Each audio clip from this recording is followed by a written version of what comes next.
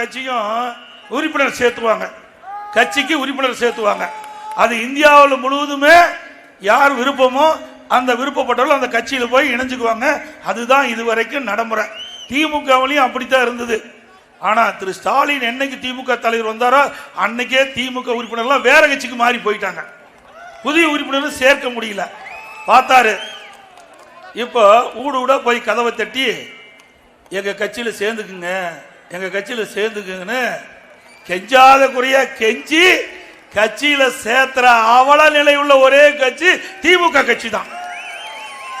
எங்கேயாவது உறுப்பினர் சேர்க்கறதுக்கு இந்தியாவில் போய் வீடு வீட பிச்சை எடுக்கிற மாதிரி கதவை தட்டி பிச்சை எடுத்த கட்சி திமுக கட்சி ஒண்ணுதான்.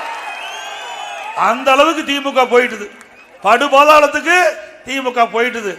ஏன்னா 4 ஆண்டு காலம் மக்களை சிந்தித்து பார்த்து திட்டங்களை கொண்டாந்துருந்தா மக்கள் அவர்களை ஆதரிப்பாங்க, கட்சிக்காரன் அவரை ஆதரிப்பான். ஒண்ணுமே செய்யல.